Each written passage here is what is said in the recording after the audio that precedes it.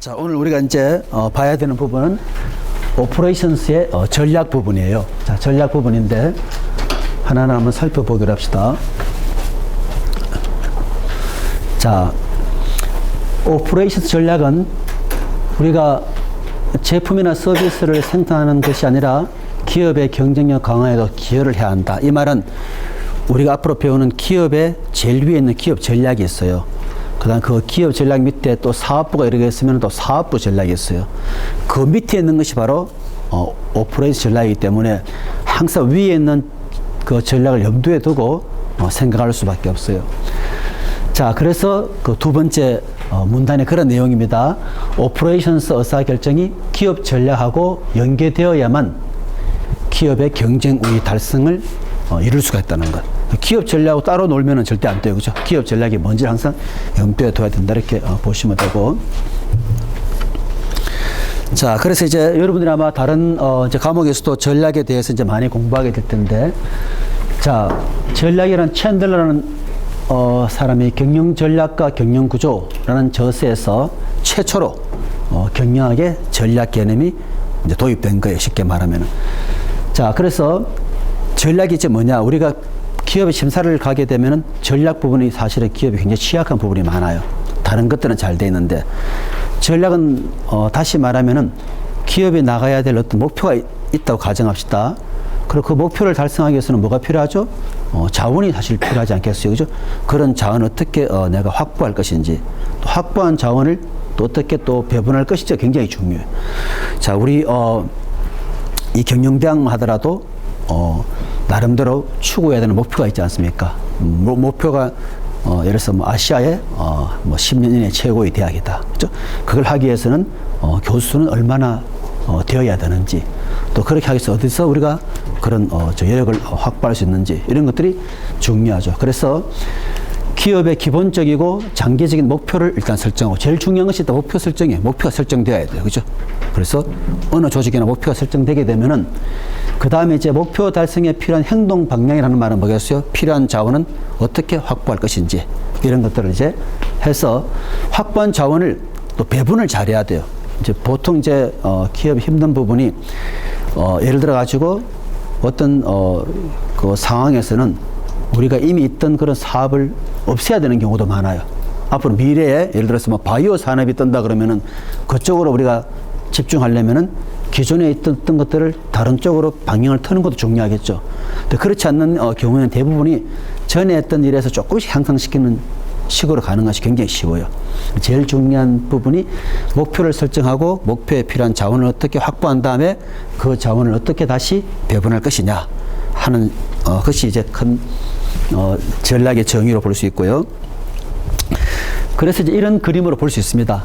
자, 기업 전략, 그 다음에 사업 전략, 밑에 여러 가지 우리 경영학의 기본 전략들이 들어가게 되는데, 만약 사업부가 하나밖에 없다 그러면은 바로 기업 전략이 바로 사업 전략이 되겠죠. 그죠? 예를 들어서 삼성처럼 큰 그룹이나 무슨 사업부라든지 굉장히 많은 사업부 있지 않겠습니까? 사업부가 많이 있다 그러면 이제 그렇게 볼 수 있고, 근데 이제 여러분이 잘 알아둬야 되는 것이 기업 전략을 하기 위해서 사용되는 그런 방법하고 또 사업 전략을 위해 사용되는 방법이 다르다는 거죠. 그래서 기업 전략은 주로 어떤 그 방법을 사용할 것 같아요? 우리가 물론 이제 배우기는 배우지만은, 자, 여러분들이 들어본 그 전략의 방법 중에서 하나는 어떤 것이 있냐 하게 되면은 BCG 매트릭스라고 있어요. 보스턴 컨설팅 그룹 BCG에서 만드는 그런 매트릭스, 그것을 활용하는 것도 있을 수 있고, 또 마이클 포터가 이야기했는 세 가지 본원적 전략, 또 이라는 것이 있는데, 어떤 것이 어디에 쓰이는지 아는 것이 굉장히 중요하죠. 그죠? 어떤 것이 어디에 쓰이는 것인지. 자, 그래서 우리가 제일 위에 있는 기업 전략부터 보게 되면은, 자, 여러분 참고로 제가 지난 시간 다룬 사례라든지 여러분 오늘 제출한 사례는 시험 범위에 들어가지 않아요. 시험은 순수하게 강의에 대한 내용만 들어가겠습니다.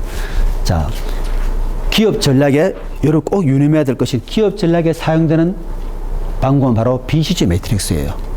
혹시 실수해서 마이클 포터도 전략을 많이 이야기했지 않습니까?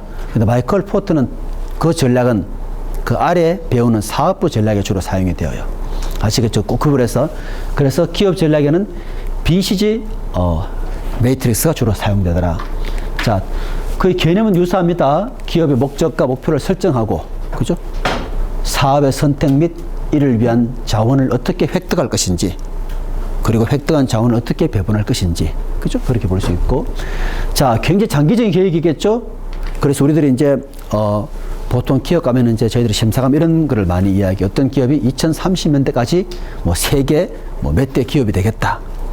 그런데 그렇게 가기 위해서 필요한 중간 과정이 없어요. 그럼 점수를 많이 받을 수가 없겠죠. 그는 장기 비전만 있으면 안 되지 않습니까? 그죠? 그걸 하기 위해서 우리가 언제까지 인력을 어떻게 확보하고 또 매출 얼마를 달성해가지고 가겠다든지. 그냥 그런 것 없이 2030년도에 예를 들어서 뭐 매출 50조 달성이다. 이건 안 된다. 예를 들어서. 그죠? 자, 그래서 이제 장기적으로 계획을 세우는데, 자, 사업부 포트폴리오 상의 자원 배분과 관련된다. 당연하죠. 기업 전략 아래에 사업부들이 있기 때문에 어떤 사업부는 더 키우고 어떤 사업부는 더 줄여야 되는지 또 보십시다. 그래서 이 BC는 말 그대로 보스턴 컨설팅 그룹에서 개발된 기법이에요.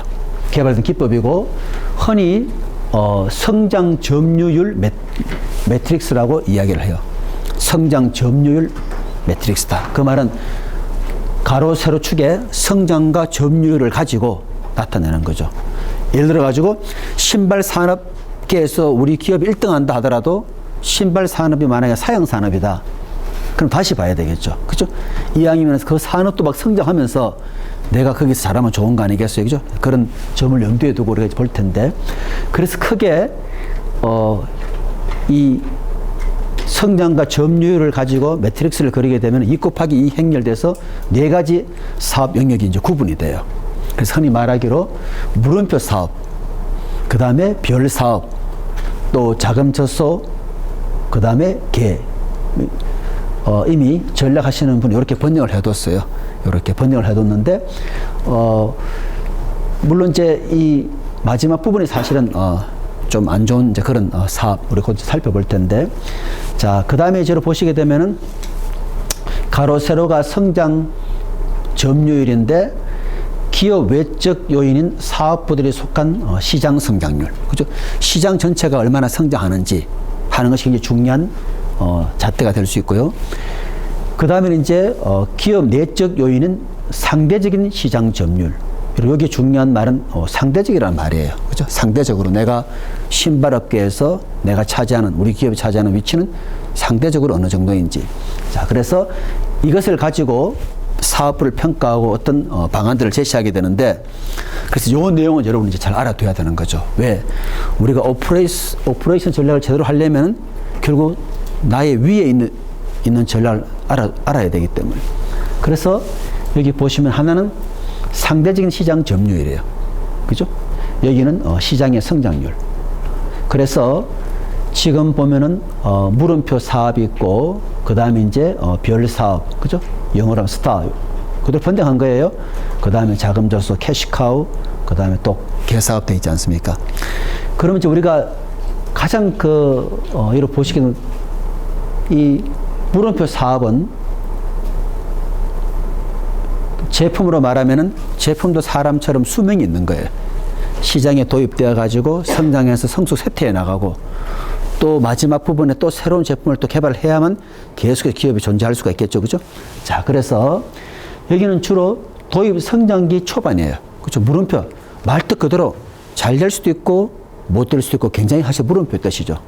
그래서 잘 판단해서 자금을 계속 투입할 것인지 아니면 그 사업에 손을 뗄 것인지를 우리가 생각을 해야 되는 거죠.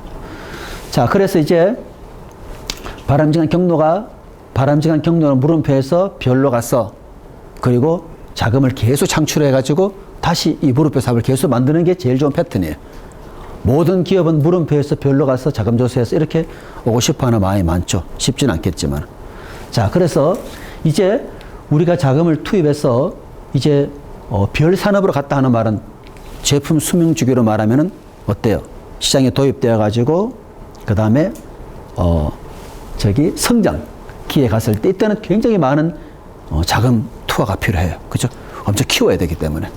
그래서 이제 키워서 결국은 뭘 해야 됩니까 하면은 요 젖소, 자금 젖소로 결국 만들어야 되는 거예요. 자금 젖소로 가면 좋은 점이 뭐냐면 이때는 신규 자금의 투입이 그렇게 많이 들지 않아요. 이미 내가 상당한 그런 시장에서 위치를 확보하고 있기 때문에. 그죠? 그래서 돈을 계속 창출해서 뭘 합니까? 새로운 사업에다가, 그죠? 투자하게 되는 것이죠. 우리나라 여러분 벤처, 그 업계 가장 큰 이제 사람들이 이야기하는 문제가 뭐냐면 사람들이 이제 미국 실리콘밸리라든지 이렇게 비교를 많이 하잖아요.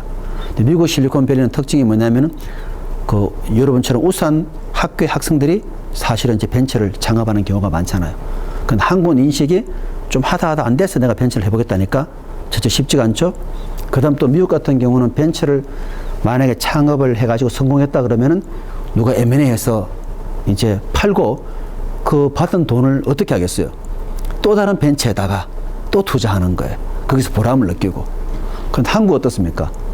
벤처가 누가 사가면 그 돈 가지고 그냥 평생 편안하게 살려고 하기 때문에 사실 이제 우리가 흔히 말하는 이제 그런 도전 정신이 이제 없다고 얘기하는 경우가 많죠. 아시겠죠? 정말로 잘 되려면은 그렇게 해서 벤처 성공시켜가지고 또 자금을 확보해서 또 하게 되면 좋지 않습니까? 예를 들어가지고 그런 것들이 이런 그 사업 명령 같은 것들을 우리가 생각할 때 그런 것들이 사실은 이제 그 CEO의 마인드에 많이 이제 반영이 되는 거예요. 제일 좋은 경로는 다시 제가 말씀드리면은 물음표 사업에서 별로 가서 자금 줬소. 다시 이 물음표 사업을 만들어내서 계속 이렇게 선순환하면 제일 좋은 거예요. 그 다음 이제 이 독이라는 개 사업을 한번 보게 되면은 이건 어때요? 성장기 후기 세택이죠. 그죠? 여기 보면 역시 이것도 자금 투입은 필요하지 않아요. 그죠? 그리고 이것은 오히려 사업 유지를 할 것인지 아니면 완전히 손을 뗄 것인지 또는 서서히 줄여가면서 손을 뗄 것인지. 그래서 여러분들이 이제 이런 관점에서 우리가 하고 있는 사업부들을 이제 살펴볼 수 있죠. 그죠? 그래서 여러분 나중에 이제 우리가 수요일 날 또 기사 한번 보고 여러분들 할 때는 삼성생명, 삼성그룹이라 가정합시다. 삼성그룹이라고 어떤 사람들은 삼성그룹 내 삼성전자하고 소니를 비교하는 경우 많아요. 그래서 삼성전자가 소니전자보다 지금 잘하고 있지 이렇게 생각하는 사람이 있지만은 사실 소니는 벌써 오래전에 전자에서 이미 다른 쪽으로 많이 옮겨갔어서 사실은요. 그러니까 이미 똑같은 기업이라 하더라도 벌써 미래 지향하는 바가 다르다 그러면은 우리가 비교를 그렇게 하면 안 되겠죠. 그죠? 그래서 여러분들이 볼 때 삼성그룹이 앞으로 가야 되는 그런 미래 산업이 분명히 있을 겁니다. 그죠? 그 중에 대표적인 것이 의료산업도 있을 수가 있을 것이고, 그죠? 그런 식으로. 그래서 우리가 항상 그대로 있는 게 아니에요. 그죠? 여러분, 우리 노키아 같은 경우 한번, 예를 들어보게 되면은, 노키아 여러분들 잘 알죠? 그죠? 노키아 지금은 이제, 좀 문제가 많아서 어디 흡수되었지만, 노키아가 원래는 어떤 사업을 처음에 했습니까? 목재. 그렇죠. 목재인데, 그 다음에는 거기서 변신해서 결국은 그 스마트폰까지도 갔지 않습니까? 그러니까 100년 전에 그 기업이 갖고 있는 사업 능력이 그대로 있는 경우는 거의 없어요. 그죠? 똑같죠. 그래서 여러분 항상 염두에 두셔서 이런 BCG 매트릭스를 통해 가지고 어떤 사업은 더 우리가 그 물음표에서 더 키워야 되고 어떤 사업은 또 축소를 해야 되고 그죠? 그렇게 이제 볼 수 있겠어요. 자, 그 다음에 이제 또 이 기업의 성장 관점에서 보게 되면은 이것도 여러분들이 많이 이야기 들어보는 거예요. 보시게 되면은 흔히 우리가 수직통합이라는 말을 많이 들어봐요. 수직통합이라는 거. 그죠? 수직통합이라는 것은 내가 제조업체의 B 관점에서 한번 봅시다. 여러분이 지금 현재 제조업체 B예요.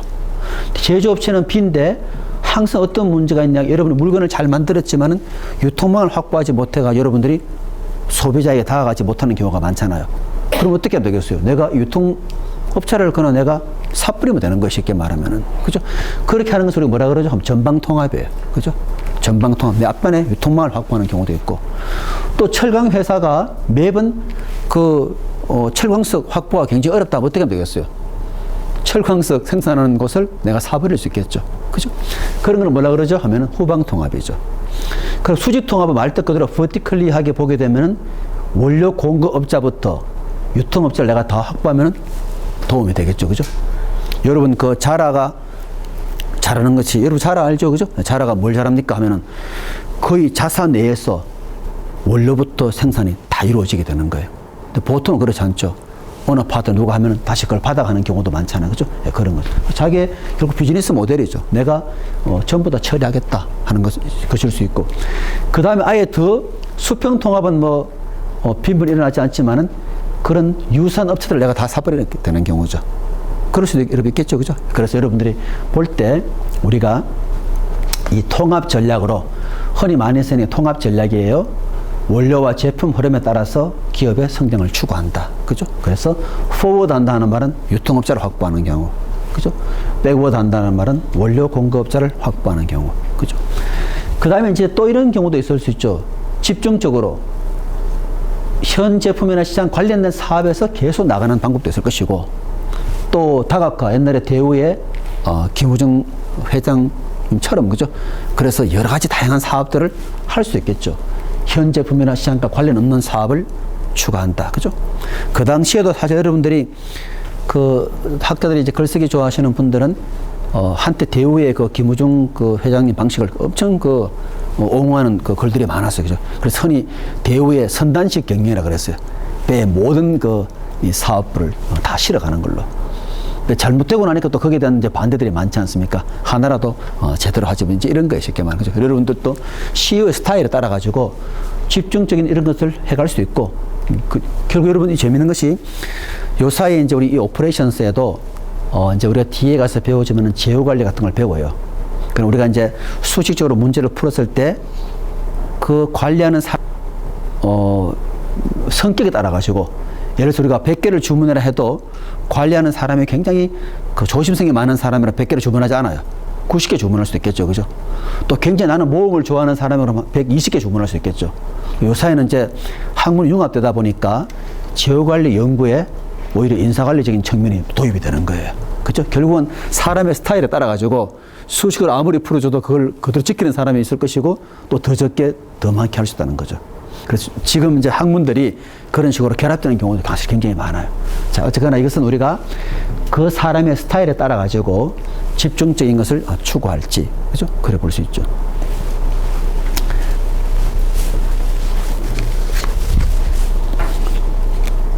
배재현 학생 한번. 우리 배재현 학생이 나중에 기업의 CEO라면은 이 중에서 어떤 것 중에 한번 택할 것 같아요?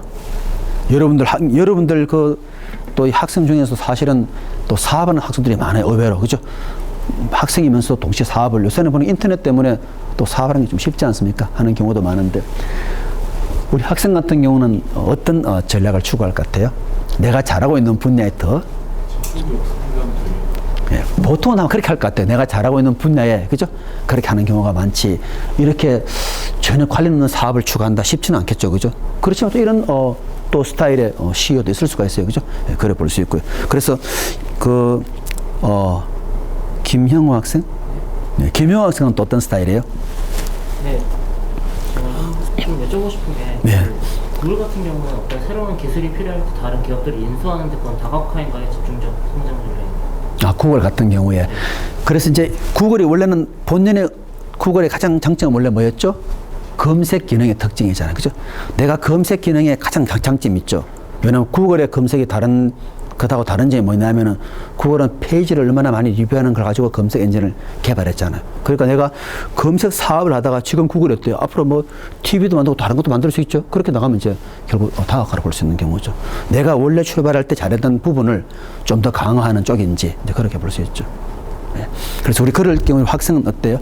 저는 집중적 성장 전략을 택하다가 예. 결과적으로는 다각화 성장 전략을 택해야 될 거라고 생각합니다.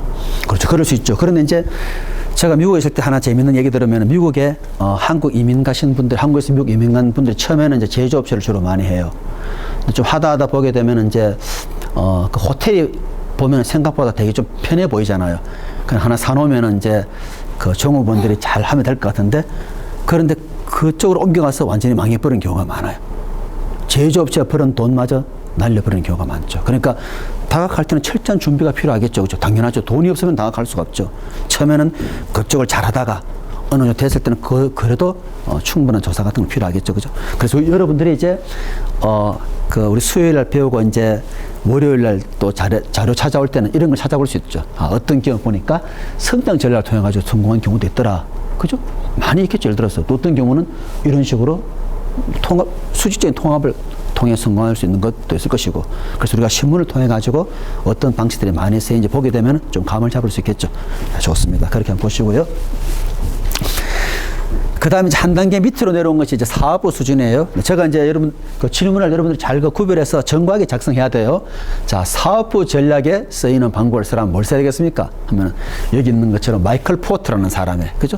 근데 대부분은 포트를 워낙 얘기 많이 들어가 포트를 그냥 써버리는데, 마이클 포트의 이 전략은 반드시 사업 전략에 사용을 해야 되는 거예요.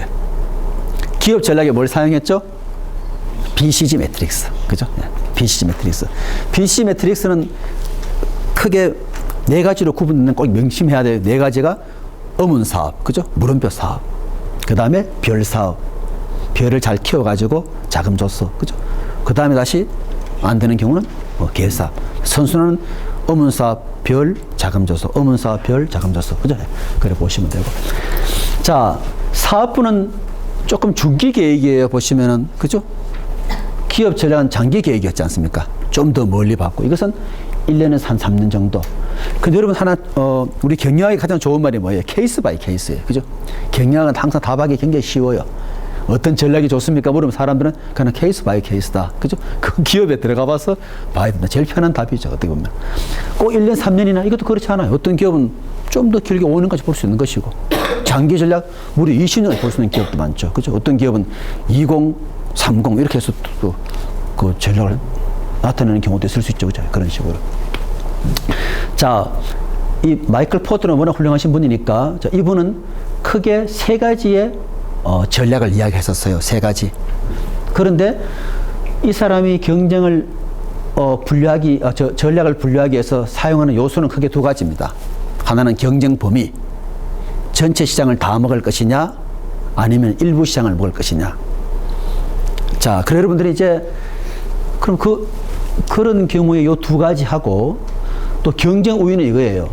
내가 가능한 비용을 적게 들여서 물건을 만들어서 원가로 내가 승부할 것이냐, 아니면 차별적인 요소. 그죠? 우리 컨설팅 기업은 막 전부 다 박사급들이 있다. 이것도 하나 차별적 요소 될 수 있겠죠. 그죠? 그런 것처럼. 그러면 여러분들 보십시오. 우리가 경쟁 우위 요소와 경쟁 범위로 매트릭스를 만들면 사실 네 가지가 나와야 되잖아요. 네 가지가. 그런데 마이클 포트는 네 가지를 말하지 않고 세 가지만 말을 했었어요. 여기 보시는 것처럼 원가 우위 전략, 차별화 전략, 집중화 전략. 그렇죠? 자, 우리 전략을 하는 사람들 포함해서 대부분 사람들이 이런 매트릭스를 만들기 되게 좋아해요. 매트릭스를 만들어 가지고 나타내는 것이 굉장히 의미가 있죠. 그죠? 자, 예를 들어 우리가 나중에 이제 배우는 서비스 같은 경우도 마찬가지죠. 서비스도 이렇게 또 분류할 수 있는 거예요. 그죠? 서비스 같은 경우도. 자, 이렇게 만드는데 지금 여러분 이렇게 보시면 하나, 둘, 셋, 네 개인데 마이클 포터가 원래 말한 세 개를 나타내면 어떻게 해야 세 개가 될 것 같아요? 자, 원가 우위, 차별화, 집중화. 요 지금 네 가지를 어떻게 묶어야 될 것 같아요? 이렇게 하나 묶고 그 다음에 이렇게 두 개 묶나요? 아니면은 이렇게 하나 묶고 그 다음에 이렇게 두 개를 따로 보나요? 아니면은 밑에 걸 하나 이렇게 묶고 위에를 따로 보나요? 마이클 포트의 원취지 그 가장 잘 맞게 내가 세 가지 나눈다면 누가 한번 자유롭게 한번 얘기해 볼까요? 뭐 이 세 가지 내가 볼 때는 이렇게 묶어서 할 것 같다. 그죠? 하나, 둘, 셋 이럴 것 같다. 그죠? 아니면은 이렇게 묶어서 하나, 둘, 셋 이렇게 할 것 같다. 뭐 그죠? 밑에 둘을 묶고 위에 둘을 따로 두는 게 낫지 않을까요? 그렇죠. 답은 그 이유는 뭘까요? 밑에 그러니까 집중화 전략이 차별적 집중화든 원가 우위 집중화든 뭐 하나에 집중한다는 건 집중화 전략이고 나머지는 따로 차별화 전략과 원가 우위 전략이니까 그렇게 나누는 게 잘했어요. 사실은 이제 시장이 작기 때문에 작을 때는 굳이 구분할 필요 없겠죠. 그죠? 이것은 내가 전체를 다 먹어야 되니까 시장이 크기 때문에 이때는 우리가 이렇게 나누는 게 의미가 있을 수 있죠. 그죠? 근데 작을 때는 그냥 합쳐가지고 그냥 집중화 전략 이렇게 하면 돼요. 그죠? 그렇지만 우리가 차원은 볼 때는 이렇게 염두에 둬야 되죠. 여러분 제가 이제 중간 시험 때 문제 내면은 문제 낼 것들이 굉장히 많아요. 예를 들어서 지금 여기 나오는 마이클 포트의 그 세 가지 본원적 전략을 나타내기 위해서 사용하는 기준은 뭐냐 이렇게 물어볼 수 있죠.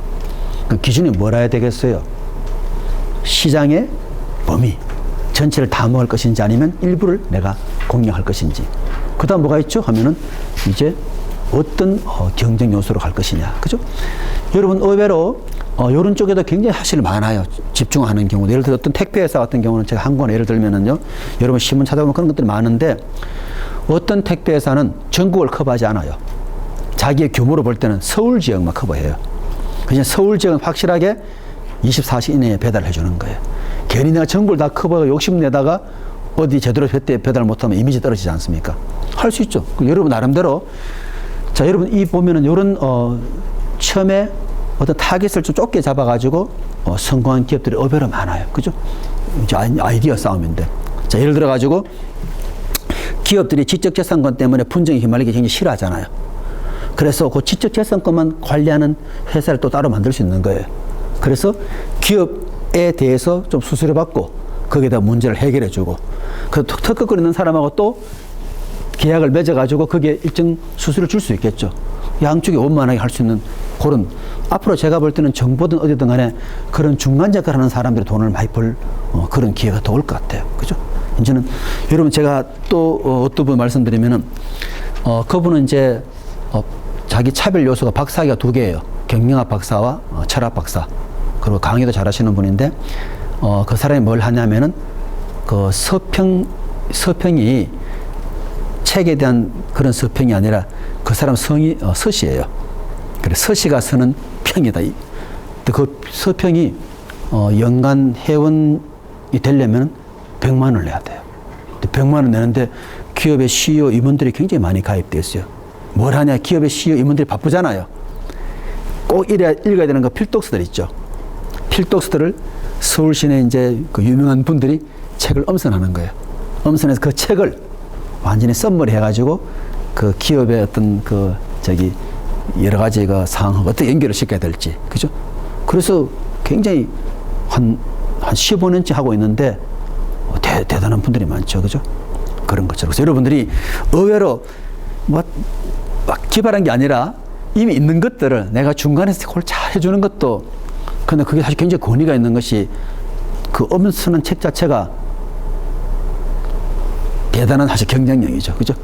누가 엄선했나 그 엄선한 그 분들을 보게 되면은 사람이 신뢰가 이 정도 분들이 엄선했으면 믿을 만하다. 이제 그런 거죠. 그죠? 그런 것처럼. 자, 그래서 여러분들이 아마 제가 볼 때 이런 예가 신문지상을 통해서 보면 엄청 많을 거예요. 그죠? 그런 것처럼.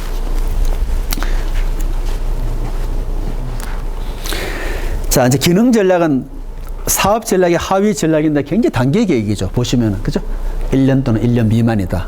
그런데 항상 자기 위에 있는 것들을 유지를 해야 됩니다. 그죠? 내 위의 단계. 그죠? 내 위의 단계. 자, 그래서, 이 기능 전략은 우리 경영학에 각 분야 다 있다 생각합니다. 오퍼레이션스. 그죠? 뭐 회계도 있을 수 있고, 재무, 인사, 뭐 이런 것들. 그죠? 다 있을 수 있고. 여러분, 요새는 학문들이 이제 결합된 게 굉장히 많아요. 그죠? 옛날에 여러분 생산 마케팅 따로 있잖아요. 지금은 생산 마케팅도 같이 결합해서 그런 논문들을 만들어낸다든지 또 제가 아까 말한 생산하고 인사관리 측면 같은 경우죠. 그래 볼 수 있죠. 자, 그래서 이제 오퍼레이션 전략을 보게 되면은 여기에 이 스키너라는 사람이 오래전에 정의한 것을 그대로 활용하고 있는데 보십시오. 오퍼레이션스 하단의 의사결정들하고 자기 상단의 기업 전략을 연결해주는 고리다. 그죠? 연결 고리가 제대로 되어 있어야만 위에 있는 전략을 그대로 우리가 원용해서 밑에 있는 이런 의사결정들을 할 수가 있다 이렇게 보시면 돼요. 그래서 이 부분을 제가 그림으로 보여드리면은 그냥 요 한 그림으로 나타낼 수 있는 거예요. 그죠? 자, 오퍼레이션스 전략은 엄밀히 말하면은 기업 전략을 항상 염두에 두고 만들어져야 돼요. 그러면서 동시에 여기에 따라서 이런 여러 가지 의사결정들을 내려야 되는 건데 이것이 바로 우리가 이번 학기 동안에 그냥 배울 내용들이에요. 그죠? 자, 여기 보시게 되면은 품질 관리 무조건 좋은 게 아니에요. 그죠? 품질을 좋게 하면 또 비용도 많이 들 것이니까. 그죠? 우리한테 가장 맞는 품질은 어느 정도 수준인지. 또 예를 들어 입지는 어디에 또 해야 될 것인지 이런 것도 우리가 그때가 다 배우기로 하고요. 자, 어쨌거나 요 시간에 우리가 알아야 되는 것은 오퍼레이션스 전략의 지표 5가지. 그죠? 오퍼레이션 측면에서 본다면 뭐가 중요하냐? 원가, 그리고 생산성, 품질, 시간, 유연성. 요 5가지가 중요한 지표예요. 그럼 제가 뭐 이렇게 물어볼 수 있죠. 그냥 간단히 물어볼 수 있어요. 오퍼레이션 전략에 염두에 두는 5가지는 뭐냐? 저 있는 것을 써면 되는 거예요. 그죠? 네. 그래서 여러분이 이제 제가 중간 시험은 그냥 중간 정도 편안하게 내는 이유가 뭐냐면은 여러분 어차피 이제 그 그룹을 통해 기말 과제 해보게 되면은 여기 배운 내용들을 어떤 그 신문지상의 기업 하나 선택하면 거기에 맞게 우리가 그 변환시켜 보는 게 중요한 것이니까 아시겠죠? 그래서 이제 하나하나 살펴볼게요. 자, 오퍼레이션 전략 목표 다시 말했습니다. 요 5가지. 근데 5가지 다 잘할 수는 없어요. 그래서 트레이드 오프를 경영하게 배우는 모든 문제는 제가 이미 말씀드린 것처럼 트레이드 오프 절충 문제다. 그죠? 지난 시간에 제가 그 재고 관리의 그래프를 그려드렸어요. 주문을 많이 하게 되면은 늘어나는 비용은 재고 유지 비용이고 주문을 많이 하면 줄어드는 비용은 단위당 주문 비용이다. 그래서 그 각 비용의 합을 최소화한다는 말은 항상 경영학의 문제는 절충이 일어나는 문제예요. 자, 그래서 오퍼레이션스 전략의 우선순위에 따라서 아래 5가지하고 일관성 있게 해야 된다는 거. 프로세서, 생산 능력, 재고 관리, 그 다음에 인력 관리, 품질 관리. 다시 말하면 위에 5개와 밑에 5개 간에 줄을 서로 연결하면 모두 25개가 나오지 않습니까? 그 25개 각각의 가중치를 주는 문제라 생각하면 돼요. 그죠? 예를 들어서 내가 품질을 굉장히 중요하게 생각한다면 당연히 거기에 맞는 또 품질 관리가 중요성을 더 강하게 갖게 되겠죠. 그런 식으로. 그래서 반드시 이제 이렇게 여기 중요한 말은 뭐냐면 일관성이 일관성. 이쪽에서 강조하면서 여기서는 강조하지 않으면 안 되는 거죠. 일관성. 그죠? 똑같은 경우죠. 그래서 우리 경영대학도 이렇게 크게 발전하게 된 이유는 뭐냐 하면은 우리가 이제 베인 앤 컴퍼니에 예전에 이제 컨설팅을 받았어요. 한 97년도 정도 받았는데 그 당시에 이제 여러분 컨설팅 기업 잘하는 게 뭐죠? 교수를 각각 개별적으로 만나가 교수들이 말하기 어려운 부분들을 인터뷰를 통해 잘 들어가지고 그걸 정리해서 딱 보여주는 거예요. 정리해서 보여준 게 뭐냐면은 그 당시에 우리가 이런 것들을 고치지 않으면은 이제 다른 대학보다도 더 떨어질 수 있다. 그래서 그 중에 한 개가 이거예요. 예를 들면은 예전에는 고려대 경영대학에 학장하고 원장이 분리돼 있었어요. 그것을 이제 합치는 게 좋겠다. 합쳐야지 뭐 인사권이나 이런 예산 여기에 좀 더 효율성이 있다. 당시에는 그 쉽지가 않잖아요. 그죠? 바로 다음에 또 되실 분들도 있고. 그렇지만은 컨설팅 그 업체의 의견을 바탕으로 우리가 이제 교수의 의견을 거쳐가지고 결국 시대의 흐름이 있기 때문에 그래서 합쳐지게 된 거죠. 그래서 이제 학장 겸 원장이 된 거예요. 쉽게 말하면. 그리고 이제 우리가 연구 중심 대학으로 간다 그러면은 그냥 말만 해서는 안 되겠죠. 그죠? 그래서 이제 그 논문을 많이 쓴 사람한테는 엄청난 돈을 주는 걸로 결정이 내려진 거예요.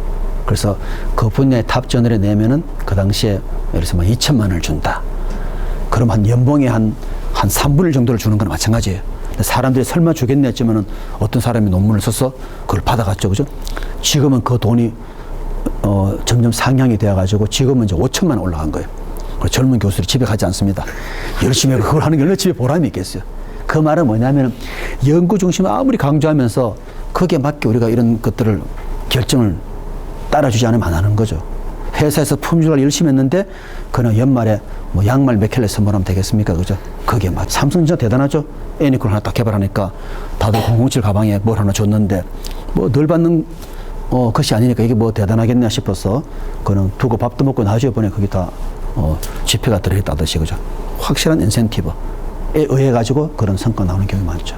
그래서 이 고려대학교 대표적으로 이 경영대학에서 급승하게 된 거는 바로 그거예요. 연구에 대한 확실한 인센티브. 그죠? 그래서 이제 다른 대학들도 그게 맞게 이제 비슷하게 따라오는 경우가 굉장히 많죠. 그죠? 그래서 여러분 보시면 여기 있는 중요한 것이 일관성이 굉장히 중요해요. 일관성이. 여기서 강조하면 여기도 반드시 그걸 갖추어 줘야 돼요. 그냥 마음만 급해가 위에서 아무리 해봐야 밑에서는 안 되는 경우가 많죠. 여러분 특히 재밌는 것이요. 이 모든 혁신은 사실은 사람을 통해서 이루어지는 거예요. 그죠? 여러분 이렇게 많은 사람이 있지만 어떤 사람은 CEO가 될 때 그런 사람들을 잘 관리할 능력이 있다 그러면 성과를 나타낼 수 있어요. 왜냐하면 이 세상에 기술은 얼마나 존재하고 있고 기술은 얼마든지 있고 모든 게 다 지금 널려 있는 거예요. 어떤 사람은 그걸 잘 활용해가지고 큰 성과를 내고, 그죠? 그래서 자꾸 이제 우리가 이 최고 경영 과정을 우리 하면서도 자꾸 인문학 가르쳐 주는 이유가 이제 그런 뜻이에요. 인문학에 결국 사람의 그거를 잘 그 마음을 얻을 수 있는 게 굉장히 중요하다. 그래서 그런 차원에서 여러분들이 이제 그 준비가 잘 되어 있으면 이 OM 전략도 제대로 잘 실현할 수 있어요. 자, 위에 있는 이제 경영 성과 지표는 좀 더 위에 레벨에서 보면 어때요? 수익성, 이런 ROI, 그죠? 이건 우리가 OM에서는 관심을 가질 필요 없죠. 왜? 더 상단의 개념이기 때문에. 근데 우리가 관심 가지는 것은 비용, 생산성, 시간, 유연성, 품질, 그죠? 자, 그래서 우리가 이제 하나하나 보게 되면은, 자, 근데 기준은 크게 두 가지 있을 수 있어요. 비용 최소화 기준하고 이윤 극대화 기준이 있는데, 여러분, 이윤 프로핏 개념이 뭐예요 하면은, 레비뉴에서 우리가 코스트를 뺀 거잖아요. 그래서 레비뉴는 말 그대로 판매량 곱하기 가격이에요. 얼마나 많이 팔았느냐, 그리고 단가죠. 그 다음에 이제 비용적인 측면은 어때요 하면은, 고정비가 있을 것이고, 판매량에 비례해서 나오는 그 변동비가 있잖아요. 그런데 마케팅은 이 뒷단은 별로 관심이 없는 거예요. 그래서 마케팅은 그냥 매출, 판매량 곱하기 가격에 일반적으로 관심이 많고, 또 뒤에 나오는 비용은 주로 오퍼레이션스 파트에서 관심이 많았어요. 그래서 두 부서가 서로 사이가 안 좋은 이유가 서로 지향하는 지표가 다르잖아요. 그것을 연결해 준 게 바로 뭡니까 하면은 이윤을 극대화하자. 이윤은 다시 말하면은 마케팅 관점 지표도 고려하면서 또 OM의 지표도 고려하는 거예요. 그래서 제가 결론은 뭐냐면은 이제 이렇게 제가 물어볼 여러분들한테, 비용 최소화 기준에 비해서 이윤 극대화 기준이 좋은 점이 뭐냐 이렇게 물어본다는 거죠. 왜? 이윤 극대화 기준이 사실은 우리가 해야 될 그 방향이기 때문에. 그럼 한번 이제 보시게 되면은, 비용 최소화 접근의 문제점을 얘기하면 되겠죠, 그죠? 문제점 얘기하면 자연스럽게 이것이 바로 이윤 극대화 접근을 할 수밖에 없는 것이구나. 어떤 문제가 있냐면은 앞에서 본 것처럼 마케팅 부스하고 오퍼레이션스 부스가 성과 지표가 다르잖아요. 하나는 비용을 줄이고자 하고 하나는 매출을 늘리고자 하고. 그래서 이것을 동시에 고려하는 게 좋겠어요. 그렇지 않으면 갈등이 존재하기 때문에. 그 다음 또 보게 되면은 설비 가동률 극대화에만 치중하다 보면은 자재 흐름이 늘어져서 오히려 재고, 공정 중에 이동하는 재고들이 많아지기 때문에 오히려 재고 비용이 늘어나더라. 그죠? 생산률을 계속 기계를 풀로 가동하게 되면은 재고가 다 쌓일 수밖에 없겠죠. 그죠? 네, 그런 것들. 왜 풀로 가동하느냐? 비용을 최소화해야 돼. 하려고 하다 보니까. 그런 문제 있죠. 그 다음에 이제 또 장기적인 원가 절감보다는 단기적인 비용 감소에만 치중하는 경우가 많잖아요. 여러분, 미국의 그 기업의 대표적으로 우리가 얘기하는 것이 바로 스탁 옵션 제도잖아요. 스탁 옵션. 자기가 임기 동안에 성과를 많이 내면 자기가 그만큼 많이 가져가는 거잖아요. 그래서 그 CEO들이 미래는 생각 안 하는 거예요. 내가 맡은 그 3년 동안에 최대의 성과를 내야지 하니까, 그죠? 그런 문제 있을 수 있죠. 그래서 우리가 좀 장기적으로 본다 그러면은 오히려 이윤 극대화 접근 방법이 이제 바람직하다. 그죠? 그래서 비용 최소화 접근의 부작용을 해소하기 위해서 판매량과 가격을 포함한 그런 통합적인 접근. 그죠? 비용에서는 판매량 가격은 고려하지 않거든요. 그리고 또 뭐가 있죠? 통합적 접근을 취할 때 우리 오퍼레이션스 부서도 수익을 어느 정도 고려할 수 있다는 거죠. 아시겠죠? 그래서 여러분, 제가 이윤 극대화 접근 방법이 굉장히 중요한 접근 방법이다 이 말씀을 드리는 거예요. 그래서 이제 여러분들한테 왜 우리가 비용 최소화 접근보다는 이윤 극대화 접근을 해야 되느냐 하면 여러분 이 내용을 적으면 돼요. 그죠? 아무리 많이 적어도 키워드가 없으면 안 돼요. 그죠? 뭐 어떻게 쓰든지 간에 마케팅 부스의 입장도 우리가 고려해야 된다 하는 중요한 키워드가 될 수가 있죠. 그죠? 자, 그 다음에 이제 이 혁신 프로그램은 이건 여러분 참고로 그냥 보시면 되는데, 시중에 널려있는 이렇게 많은 혁신 프로그램이 있다는 뜻이에요. 그죠? 보시면은 아마 신문지상에서 보는 이런 용어들은 거의 이 OM 책에 다 있는 용어라 생각하면 돼요. TQM, Total Quality Management. 그죠? 전사적인 품질 경영. 우리가 배우지만은 품질 개선을 위한 도구죠. 그 다음에 Just in Time 뭡니까? 시간 단축. 그죠? 우리 어제 사례 봤죠? 그런 Just in Time부터 사실 Just in Time 방식이랑 마찬가지예요. 만들어진 것이 바로 그 현대 모비스가 시간은 현대 공장으로 바로 들어가는 것처럼. 그죠? 중요한 거는 뭐가 중요하겠어요? 자동차를 만들 때 만약 타이어가 공급된다 가정하면은 소나타 만들어지는 순간에는 소나타에 맞는 타이어가 들어가야 되겠죠. 그리고 그 다음에 뭐 또 아반떼라면 또 거기에 맞는 타이어가 들어가야 될 것이고, 그죠? 가능한 사람들은 생산 라인에 몇 개의 제품을 생산하고 싶어 하는 경우가 많죠. 바로 그 이유가 뭐라 그랬죠? 하나만 하는 생산 라인보다는 한 라인 여러 개 생산하면 좋지, 유연성이 돼 있지 않습니까? 그래 보시면 되고. 그 다음에 CIM도 대단한 거죠. 컴퓨터 인티그레이티드 매니팩처링. 쉽게 말하면 사람이 없는 무인 공장. 그죠? 컴퓨터가 통합되어 가지고 그냥 생산하는 거예요. 그죠? 여러분 아마 요사이는 이제 공장에 가보면 사람들이 사실 많지가 않아요. 그죠? 중앙 그 집중 센터에서 다 보고 관할하지 않습니까? 그죠? 그걸로 보고 어떤 문제 있으면 가서 이제 해결하는 경우도 있고. 그 다음에 이제 디자인 포 매니팩처링, 제품 개발 시에 제조 프로세스의 비용 절감하기 위해서. 그죠? 여러분 심지어 어떤 개념도 있나 하면은 뭐 여기 빠져 있지만 CE라는 게 CE. CE가 뭐냐면 Concurrent Engineering, Concurrent. Concurrent 하는 말은 동시, 엔지니어링은 공학이에요. 그래서 이제 한국말로 동시공학. 그거는 뭐냐면은 옛날에 어떻게 했냐면은 일단 설계하고 생산해서 마케팅 이제 하지 않습니까? 근데 이 Concurrent Engineering에서는 어떠냐면은 애초에 설계하는 순간부터 관련자가 다 모여서 회의하는 거예요. 마케팅 사람이 얘기합니다. 그때 그렇게 설계했기 때문에 사람들 불만이 굉장히 많았다. 고객들이 그걸 반영하는 거예요. 또 설계가 뭐라 얘기하면 또 생산 얘기합니다. 아무리 설계가 좋아도 우리 현재 기술로는 생산할 수 없다. 그럼 또 수정해야 되겠죠. 그러면은 애초부터 시간은 좀 더 걸리지만은 일어나는 문제를 사전에 다 해결할 수 있잖아요. 그래서 결국은 그게 좋다는 거죠. 그래서 그런 것처럼 우리가 컨커런트 엔지니어링, 동시 공학이다. 꼭 순수대로 갈 것이 아니라, 그죠? 그런 것도 있을 수 있고. 또 TPM, Total Productivity Management. 이걸로 여러분들이 삼성의 모 계열사는 엄청 큰 그 이익을 확보한 경우 많죠. 그죠? 책도 있어요. TPM, 한국 표준업에서 나온 책인데 제목이 이거예요. 혁신, 결국은 사람이 한다는, 혁신은 결국 사람에 의해서 이루어지는데, 이 토털 프로덕티비티 이 매니지먼트도 결국 그 기업이 뭘 잘했냐 하게 되면은 결국은 쉽게 가장 단순한 거는 이거예요. 그러나 내가 갖고 있는 설비 내가 잘 점검해야지, 고장 나기 전에. 그건 가장 기본적인 방식이고, 좀 더 나아간 방식은 그 삼성에서 채택한 방식은 뭐냐면은 설비 제공하는 업체에다가 설비 담당하는 우리 직원을 다 보내가 교육을 다 시킨 거예요. 그래서 쉽게 말하면 자동차 원리를 완전히 알고 자동차 관리하니까 얼마나 더 철저하게 관리하겠어요. 그래서 고장률이 대폭 떨어지면서, 고장률 떨어지다는 말은 생산성이 올라간다는 거죠. 기계가 한번 섣버리면, 특히 장치 산업 이런 것들은 기계 한번 서면 엄청나죠. 그렇기 때문에 그런 산업일수록 우리가 특히 TPM이 굉장히 중요해요. 석유화학 산업이나 이런 것들은 한번 공장 가동이 중단되면 문제가 너무 심각하기 때문에 그래 보시면 되고. 그리고 여러분 이런 이 외에도 많죠. 뭐 식스시고 많이 있지만은 여기 보시면은 제일 마지막에 이 프로그램들의 장점이 뭐라 그랬죠? 하나를 잘하게 되면은 다른 쪽에도 역시 좋은 영향을 미치더라. 그래서 혁신 기법이 있으면 있을수록 우리가 많이 활용하면 좋은 경우죠. 자, 그런데 이제 여러분들 기업 이런 이야기 합니다. 똑같은 혁신 기법의 식스시그마 하나 예를 들어 볼게요. 식스시그마가 어느 기업에서 제일 먼저 나왔냐 하게 되면은 모토로라에서 제일 먼저 나온 거예요. 모토로라에서.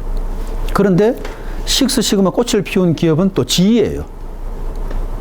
바로 뭐가 중요하냐면은 그 기업이 혁신을 받아들일 수 있는 문화가 있는지 그게 중요한 거예요.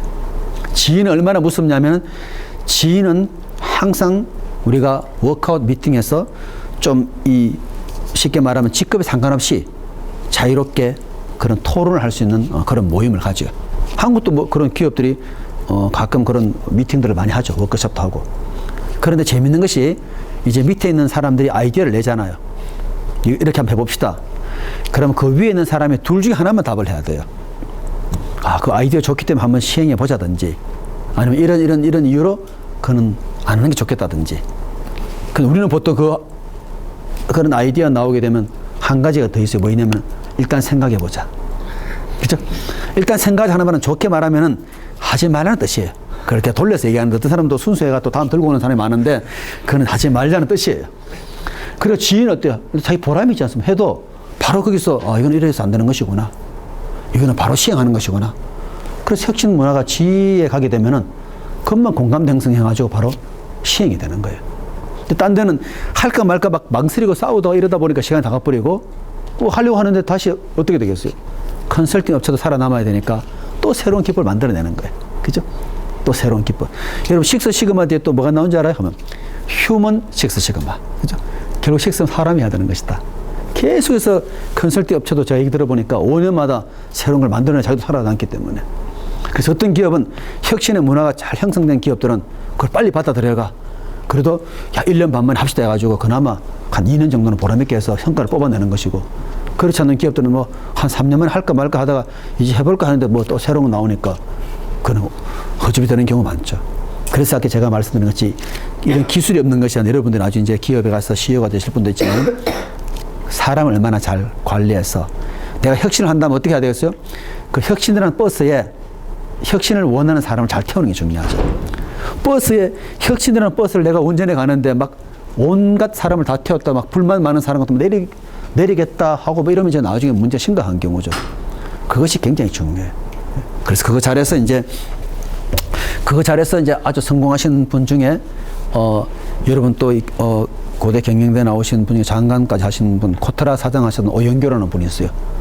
그분이 뭐 대단하신 분이에요. 그분이 코트라 사장 하시고 그다음에 뭐 동국대 총장 하시고 여러 가지 하셨는데, 이분이 코트라 사장 할 때 코트라가 사실은 좀 굉장히 생산성이 좀 많이 떨어졌는데, 이분이 가서 뭘 했냐면은 생산성을 대폭 향상시키기 위해 가지고 코트라의 전 세계 지사들 있잖아요.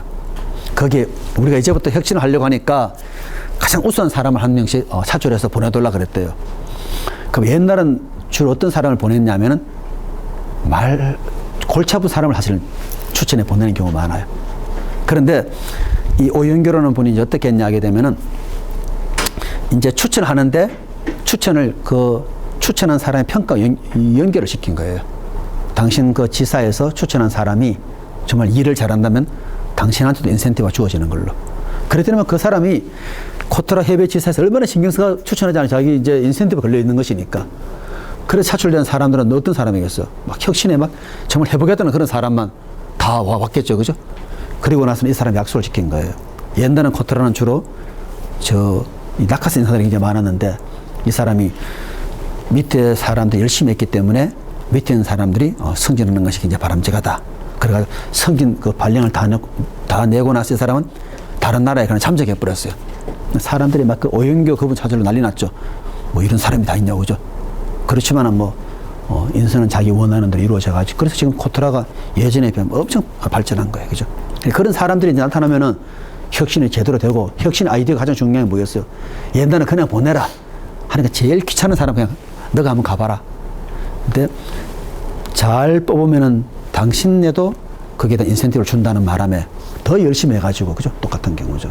그래서 여러분들이 이런 많은 혁신 기법들은 이제 우리가 많이 알아둘수록 좋은 거죠. 그죠? 이런 것들이. 이 외에도 아마 여러분 신문 쳐보게 되면 굉장히 많은 또 기법들이 있을 거예요. 이 외에도. 그죠? 보시면. 자, 이제 원가. 자, 원가는 고정비 더하기 생산량의 비례해서 나오는 변동비를 얘기했습니다. 그 평균 원가를 어떻게 하면 되겠어요? 생산량 나누면 되죠. 어떻게 되죠? 변동비 플러스 고정비 나누면 생산량 나오겠죠. 그죠? 그럼 사람들이 이제 어떻게 하겠어요? 평균 원가 떨어질 때는 어떻게 합니까? 생산을 막 많이 하려고 하는 경우가 많잖아요. 보십시오. 평균 원가 공식 보게 되면은 원가 공식에서 생산량 나누면 된다. 제가 얘기했죠. 그러니까 변동비 더하기 고정비 나누기 생산량이잖아요. 고정비는 돈이 많이 들고 기계도 수명이 있으니까 가능한 생산을 많이 하자. 이렇게 나오는 경우가 많다 했듯이에요. 그럼 이제 그게 어떻게 되는 문제가 있냐? 똑같은 경우죠. 자, 평균 원가 감소만 집중하게 되면은 생산 능력을 100% 활용하려고 하죠. 왜? 그래야만 평균 원가 떨어지는 것이니까. 그럼 어떤 문제가 있냐면은 프로세스 흐름도 둔화되고, 그죠? 물건 안 팔려 나가는데 제공품 재고는 자꾸 쌓이게 되겠죠. 여러분 참고로 이 제공 재고를 기업에는 영어로 그냥 써버려요. WIP라 그래요.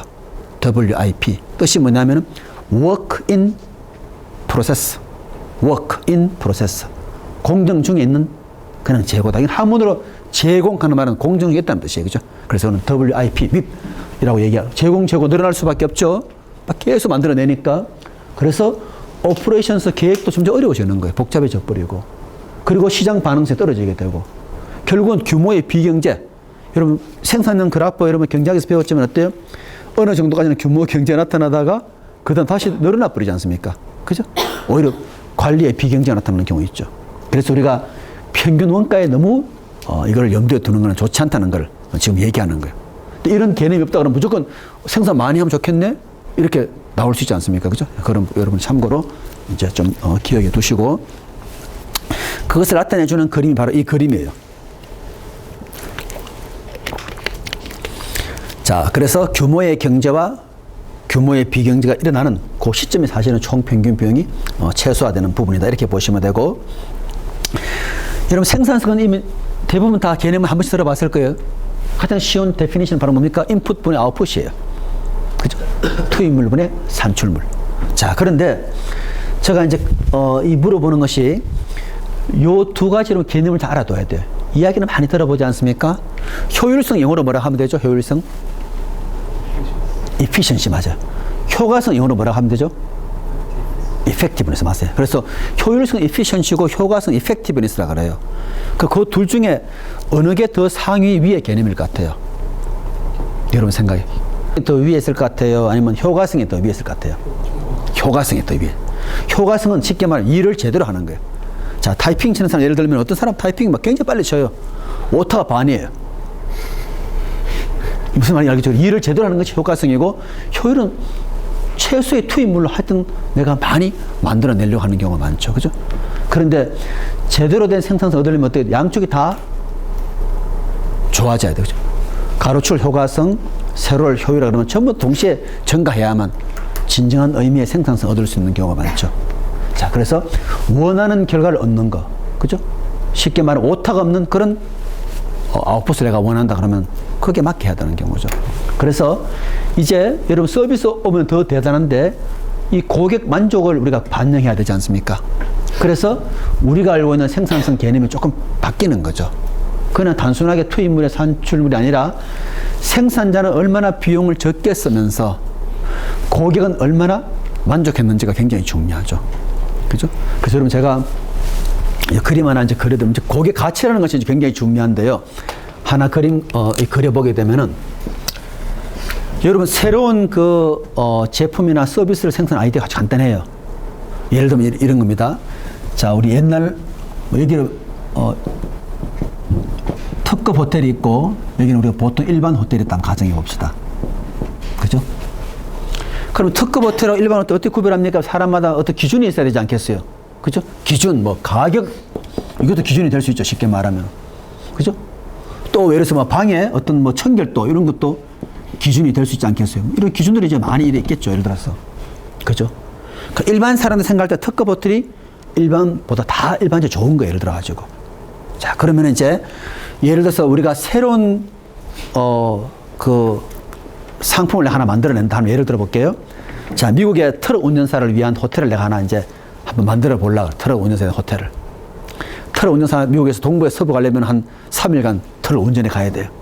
자, 그럼 트럭 운전사가 뭘 좋아할까? 자기 나름대로 고민을 해야 되겠죠. 트럭 운전사가 제일 소중하게 생각하는 가치를 자기가 제안해서 그 사람이 맞아야 하면 자기 돈을 버는 거예요. 그럼 트럭 운전사는 뭘 좋아하냐 하게 되면은 열심히 운전해 와가지고 그냥 편안하게 자는 걸 사실 원해요. 그래서 호텔에 저 하나만 더 적으면 여기서 부대 시설이 있다. 그죠? 부대 시설. 그러면 이제 어떤 부분은 일반 호텔보다 더 나쁘게 제한하는 거예요. 부대 시설 별로 안 좋아하는 것이니까. 그죠? 그래서 만약에 일반 여기고 특급의 여기라면 나는 내 나름대로 부대 시설은 이 정도에서 괜찮겠습니까? 하는 경우죠. 그죠? 그래서 방 청결도는 특급보다 더 좋게 할 수 있겠죠. 예를 들어서. 그죠? 다 좋게 하면 돈이 너무 많이 들지 않습니까? 다 나쁘게 하면 사람들이 원하지 않을 것이고. 그래서 여기에서 줄인 돈을 여기다가 더 제공하는 경우죠. 그래서 가치가 굉장히 중요한 것이 여러분 보시면 내가 휴대폰에 5천 가지 기능을 탑재해가지고 내가 500만 원에 팔겠다. 누가 사겠어요? 그죠? 똑같은 경우죠. 노인분들을 위해서 그냥 걸찍흠직하고 그분들이 뭘 하느냐 문자 주로 보내거나 그러면 하면 되는 거예요.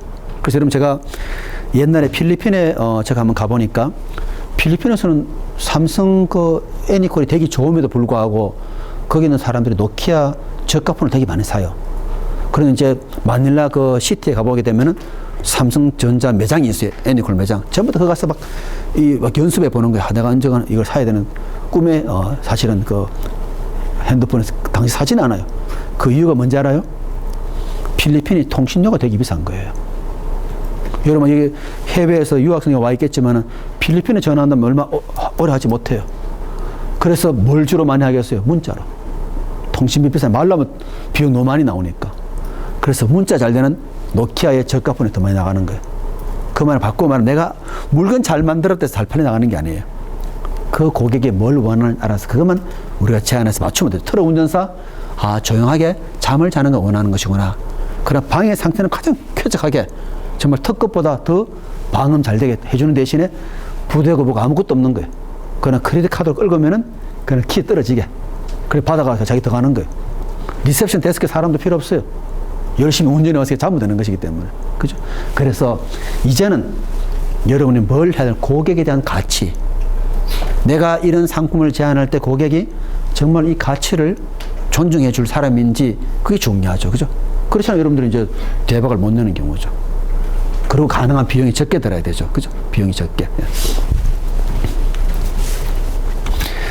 자, 뭐 이런 이제 여러 가지 투입물, 산출물 예들이에요. 산출물 만족 고객수로 볼 수도 있고, 뭐 여러 가지 비수의 타자 매수 상황에 따라 다르게 이제 볼 수 있는 투입물도 마찬가지예요. 고객 서비스 훈련을 많이 시키면 아무래도 만족 고객수 많이 나올 것이니까 그렇게 이제 볼 수 있는 예를 보여드리는 것이고, 생산성 개념의 종류도 굉장히 많아요. 오늘 제가 여러분들한테 그냥 이거는 참고로 그냥 보여드릴 요소 생산성 한 부분을 볼 수도 있고, 그 다음에 부분 더 많은 부분도 볼 수 있고, 그 다음에 총 생산성, 그 다음에 가치. 우리 흔히 많이 알아두는 것은 이제 부가가치죠. 부가가치. 그죠? 부가가치인데, 부가가치를 정의하는 방식이 여러 개 있지만, 우리는 한국은행 조사부에서 채택한 방식. 그죠? 순이익에다가, 그 다음 뭐가 더 순이익 내가 금방 가져가려면 그 외에 별도는 전부 다 인건비, 내가 사용한 인력에 대해서, 또 사용한 자금에서 이자, 공과금, 또 기계의 어떤 손상 부분, 이런 것들을 다 빼고도 이익이 남아야 되는 거죠. 맞죠? 그죠? 부가가치가 그 정도는 커버해줘야 되는 것이니까. 그래서 가산법, 순이익에 뭐 사용한 거 다 더하는 것이 제일 많이 쓰는 한국은행 방식이라고 생각하시면 돼요. 자, 그래서 오늘 우리가 하나의 정의를 보고, 혹시 뭐 계산은 이렇게 간단하게 할 수 있다는 거죠. 이런 예가 주어지면은, 자, 부분 생산성 물었을 때 인건비 재료를 고려한다고 인건비 재료 부분을 하면 되는 거예요. 이 부분은 제가 이제 묻지는 않겠어요. 알겠죠? 그죠? 하나의 참고로 이제 보시면, 이 외에도 할 것이 많기 때문에. 자, 생산성 이 부분은 여러분 잘 알아둬요. 우리가 OEM 배우는 가장 중요한 부분, 제가 이미 말했습니다. 생산성, 물류, 품질. 그 세 가지는 어떤 기업이고 막론하고 그 세 가지 중요하지 않다 생각하는 기업은 아무데도 없어요. 생산성 아마 제일 중요하게 생각할 거예요. 그죠? 물류도 또 중요하게 생각할 것이고, 품질. 그죠? 그렇게 보시면 되고.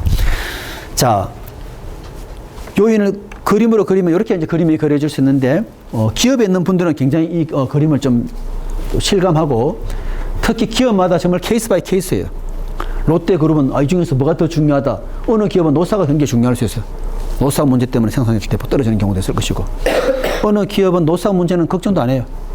아니, 노조가 없다. 이런 기업도 있지 않겠어요? 그죠? 그런 기업들. 그런 기업은 굳이 없는 걸 생각할 필요 없겠죠. 또 어떤 경우는 나는 정부 규제가 굉장히 중요하더라. 정부 규제 뭘 하고 싶어도 못하는 경우도 발생하잖아요. 그죠?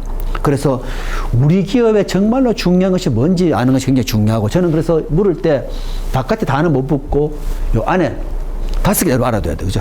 생산성을 향상시키려면 크게 어떤 요인이 있냐 보시면 뭐예요? 결국 사람이죠. 인력에 대한 부분이에요. 그죠? 특히 보상 중요합니다. 한국 사람의 특징. 배고픈 건 참아도 배 아픈 건 못 참는다. 굉장히 중요한 거예요. 그죠? 그래서, 저 친구는 별로 안 했는데 더 인센티브 많이 받아가네? 큰일 나죠. 옛날부터 똑같아요. 농공행상. 그죠? 나는 더 많이 내가 노력했는데 왜 나는 적게 가져가야 돼? 그래서 안 좋은 일들이 많이 생기게 되는 거잖아요. 결국은 그래서 인력적인 부분이 업을 여러분들 하나 보시면 다 중요한 부분들이 많잖아요. 그죠? 그 다음에 이제 프로세서. 제품. 자꾸 제품을 다양화한다? 그러면 생산 떨어져 버려요. 제품 다양화, 나쁜 건 아니지만 너무 다양하게 되면은 또 R&D 너무 많이 한다 해서 이게 정말 생산에 기하냐? 그렇지 않아요. 여러분 더 재밌는 우리 뒤에 가서 배우겠지만 ISO 9000 품질을 좋게 하는 운동들 있잖아요. 그걸 하면서 오히려 생산성 떨어져 버려요. 그걸 하니 많이 하면서 안에 내분이 이러다 보면은 결국은 뭐 하려면 네가 알아서 해라 이렇게 되면 이제 오히려 더 나빠지는 거죠. 그래서 제가 이제 여러분 또 하나 이제 적어드리면은 이제 결국은 혁신이지 않습니까? 결국 혁신인데 여러분 혁신을 잘하려면은 이 혁신은 시중에 널려 있는 것이 혁신 기법들이에요. 이 앞단이 굉장히 중요한 이 앞단이 바로 뭐냐면 우리가 흔히 말하기로 해빙기라 그래요. 해빙기. 그리고 뒷단은 우리가 결빙기라 그래요. 자, 훌륭한 CEO는 저 해빙기를 잘 가져가는 거예요. 해빙기 바꾸고 말하면 분위기 조성이에요. 왜 우리가 이 혁신 기법을 해야 되는지. 삼성 어떻게 분위기 조성합니까? 위기의식을 조장하잖아요. 우리 10년 뒤에 우리가 먹고 살지. 그죠? 어쨌거나 이런 것들을 자기가 혁신을 도입해도 그냥 덧버리면 그냥 원상태 돼버려요. 모든 거는 여러분 해놓으면 알지만은 계속 관찰하지 않으면 다시 원상 복귀하는 경우가 많죠. 그러면 어떻게 결빙기 굳히는 거는 뭘로 필요해요? 굳히는 건 딱 하나예요.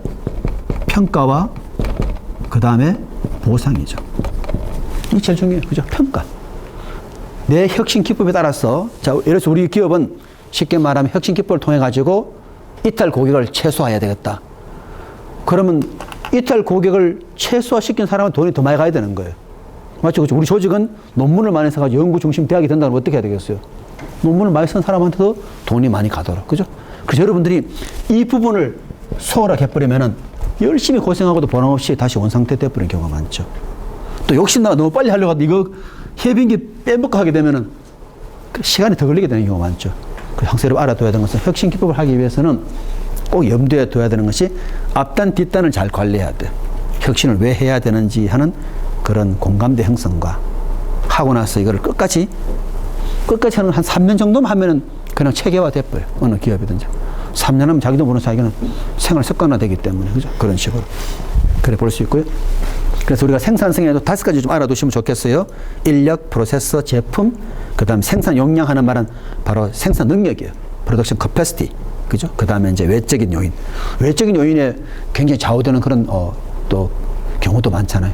여러분 옛날에 보시고 우리나라가 중화공업 육성한다. 그것들은 그게 굉장히 중요한 거죠. 그죠? 그거 맞추지 못하면은 성공하지 못하는 경우가 더 많죠. 오히려. 그죠? 자, 생산성 관리도 어떤 사이클이 있는데 흔히 이 서먼스라는 사람이 제시했어요. 매피라고 그랬어요. 매피. 자, 측정, 평가, 계획, 개선. 여러분이 잘 아시는 경영학의 구루 피터 드러커가 뭐라고 말했죠? 측정이 없는 곳에는 개선도 없다 그랬어요. 일단 측정해 봐야 되죠. 나의 위치를 파악하고. 그죠? 그래서 우리가 EMB에도 제가 몇 년 전에 부원장 할 때 야, EMB 평가 받을까 말까 우리들이 운영팀에서 엄청 고민했었어요. 혹시 잘못 나오면 어떻게 하느냐. 그죠? 그걸 했는데 첫해 23등이 나와서 우리가 이게 원장님 보고 있더니 혹시 잘못 본 거 아니야? 일자가 빠진 거 아니냐 하면서. 근데 결국은 23위 나오니까 또 자신감이잖아요. 그 다음에 또 12위 또 우리 떠나거나 지금도 20위권에서 왔다 갔다 하지 않습니까? 결국은 우리가 한번 해봐야만 좀 더 또는 어떤 것이 더 필요한지 알 수 있지 않습니까? 그렇죠? 그래서 반드시 측정이 해야만 우리 현 위치를 알 수 있는 경우죠. 측정이 없는 곳에는 개선도 없다는 그 피터 드러커 말처럼 측정하게 되면은 이제 우리가 계획을 세가 어떤 개선 방안 낼 수 있는 경우가 많죠. 그죠? 그래서 여러분들이 이제 그 기말 같이 똑같은 거예요. 그죠? 현황을 잘 분석하기 우리 제가 하는 방법도 알려드리겠지만 분석 잘한 다음에 개선 방안을 제시하잖아요. 그럼 이제 개선 효과가 계략적으로도 표현해야 되는 거죠. 자, 예를 들어서 물류 한번 가정해 봅시다. 자사 물류 하다가 제3자한테 맡긴다. 제3자 물류. 그럼 반드시 우리가 비용 대비의 효과를 어렴풋이 본다 그러면은 어떻게 되겠어요? 자사 물류할 때 필요한 그런 물류 트럭은 다 필요가 없잖아요. 그죠? 그 대신에 제3자 물류하면은 거기다 돈을 내야 되는 그런 또 비용적인 부분도 있을 수 있잖아요. 그거를 다 고려해 가지고 들어간 비용 분의 효과가 더 크면 되는 거죠.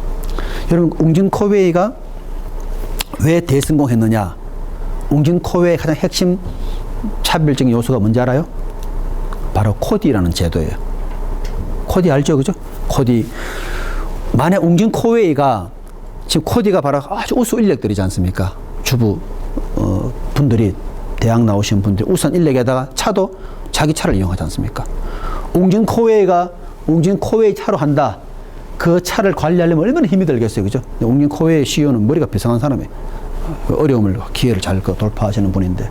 그러니까 차는 그 코디라는 분이 개인적으로 관리하는 차니까 얼마나 차 상태가 잘 관리되겠어요. 그죠? 그렇게 되다 보니까, 그리고 또 전문 인력이지 않습니까? 그러니까 고객들이 그 대바에도 잘 맞추어 살 수 있고, 그죠? 그런 것처럼. 그래서 그 웅진 코웨이가 더 대단한 것은, 그렇게 해서 월 얼마씩 받죠?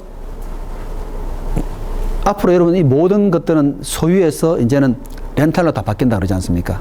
자동차도 어때요? 집카 해가지고 전부 다 필요한 만큼 타고 하는 식으로 다 바뀌는 거 이제는. 바뀌는데, 비싼 그 정수기 대신에 뭐 렌트해서 뭐 예를 들어서 2만 원 낸다 가정합시다. 2만 원도 또 비싸게 생각할 수 있는 사람들이, 그죠? 그래서 어떻게 했어요? 카드 회사하고 제휴를 맺은 거죠. 그래서 이 고객이 어차피 카드 쓰는 거 쓰다 보면 포인트가 쌓이잖아요. 그 포인트로 2만 원을 결제하게 하는. 이게 아이디어 개발하죠. 그리고 결국은 프리 이코노미 쓰는 사람은 돈 한 푼 안 내고 쓸 수 있는 경우죠. 어차피 내가 시장 갈 때마다 그 카드를 쓰면 되는 것이에요. 그래서 앞으로는 여러분들이 내 기업이 있으면 내 안에서 살려고 하지 말고 잘 연결을 시켜가지고 웅진 코웨이하고 전혀 관련 없는 그 카드 회사하고도 딱 결합을 시키게 되면은 또 새로운 아이디어를, 새로운 가치를 제시하는 결과죠. 고객들한테. 당신은 돈 낼 필요 없이 카드만 열심히 쓰시면 됩니다 하는 거 똑같잖아요. 그래서 여러분, 그래서 우리 앞에 배운 이 가치가 사실 굉장히 중요해요. 고객이 어디에 민감하냐. 그죠? 굉장히 중요할 수 있죠. 또 여러분, 그 고객도 우리가 이제 또 공부하겠죠. 고객도 여러분들이 잘 이제 구분해야 되는 것이, 고객도 유형이 많아요. 그죠? 우리 흔히 말하는 인질 고객이 있고, 여러분 또 용병 고객 보통 그렇게 얘기하는데, 인질 고객 이런 거 옛날 같으면은 한국통신 막 전화 안 걸려도 화가 나도 막 전화 박스 발로 차도 다음날 또 그 전화 걸어야 되는 거예요. 또 용병 고객 어떤 거예요? 컴퓨터 살 때 조금만 저렴하면 딴 데 갈 수 있지 않습니까? 어차피 성능 다 비슷하고, 그죠? 그래서 여러분 기업이, 우리 기업의 고객은 전부 인질 고객이야. 그럼 여러분 마음대로 하면 되는 거예요. 근데 우리 기업의 고객은 용병 고객에다 더 신경 써야 되는 경우, 하루아침에 날아가 버리는 경우가 많죠. 그죠? 그러니까 고객도 유형을 잘 분석해야 돼. 우리 기업의 고객은 내가 무한정 독점할 수 있는 그런 고객인지, 그죠? 그런 것처럼. 그래서 여러분이 고객에 대한 가치 제한이 굉장히 중요하고, 그런 걸 제대로 하고 있는지를 파악하기 위해서 반드시 측정이 이루어져야 되는 경우죠. 우리 회사에 지금 제품에 또는 서비스에 불만이 많아 떠나는 고객이 현재 얼마인지, 이탈 고객이 현재 5%구나. 그 왜 떠나는지 그걸 알아야 되겠죠. 그죠? 그래서 그분들하고 간택을 하면서 무엇이 나빠 떠나는지 그런 조치를 취하면 그분들이 만약에 돌아오게 되면 그만큼 또 좋은 점들이 많잖아. 그죠? 그래서 반드시 측정이 잘 이루어져야 된다는 것을 이제 볼 수 있고요. 이런 사이클을 그리게 되겠어요. 매표라 그래요. 앞 글자 땄어. 자, 시간. 시간에 관련된 것도 이제 중요한데, 시간에 관한 것 제가 잠깐만 설명드리고, 오늘 못다한 부분은 우리 다음 또 수요일 날 하고 그 다음에 또 토론하면 되는 것이니까. 자, 여러분 시간은 전통적인 제조업에서 봤더니만 제품의 부가가치가 되어지는 시간은 굉장히 짧아요. 그죠? 0.05에서 2.5% 정도밖에 되지 않더라. 그죠? 자, 근데 시간이 왜 중요한, 크게 두 가지 이슈가 있어요. 운영상의 이슈도 있고 전략적 이슈가 있을 수 있는데, 여러분 이제 요 부분 제가 요 그림부터 하나 먼저 보여드릴게요. 요 부분. 자, 제품 수명 주기에 따라서 우리 다음 공부하겠습니다. 일단 조금만 소개해드리면은, 자, 일단 시장에 남보다 먼저 들어가는 게 굉장히 중요해요. 선도 진입하는 게. 그죠? 아무리 완벽해가지고 선도업체 뒤에 들어가는 것보다는 그냥 고객 이 정도 만족하겠지 생각하고 바로 들어가는 게 좋아요. 자, 그러면은 선도 진입할 때 좋은 점이 뭐냐면은, 자기가 초기 자기 혼자밖에 없기 때문에, 그죠? 초기 독점 상태에서 결국 이만큼 누린다 하는 말은 자기 제품의 수명 주기가 그만큼 더 늘어나는 거예요. 그죠? 이거 잘 되니까 다른 친구들 들어오지 않습니까? 그럼 그 제품의 수명 주기가 거의 다 돼간다 볼 수 있겠죠. 그리고 또 후발 업체가 들어온다 하더라도 자기는 이만큼 또 이익을 또 가져요. 왜냐하면은 내가 시장 점유율이 남보다 더 높기 때문에. 그래서 1등으로 진입하는 것이 굉장히 의미가 있다는 걸 지금 강조하는 거예요. 그 말은 뭐냐면은 고객이 뭘 원하는지 빨리 파악해가지고 시장에 빨리 들어가는 게 중요하다는 거예요. 그죠? 휴대폰에 기능 5층까지, 고객은 사실 10가지밖에 안 원하는지 내가 5층까지 해가지고 10년 뒤에 들어가는 것보다는 그 10가지를 미리 갖고 들어가는 경우죠. 그리고 시장의 반응을 봐가면서 계속 수정해 나가는 식으로. 그죠? 그래서 보시는 것처럼 크게 요 두 파트. 그죠? 초기 독점 상태에서 제품 수명 주기가 연장되더라. 그리고 설령 들어왔다 하더라도 시장 점유율 우위에 따라서 효과가 더 많아진다. 이렇게 보시면 돼요. 네. 그래서 오늘 수업은 여기까지 이제 하고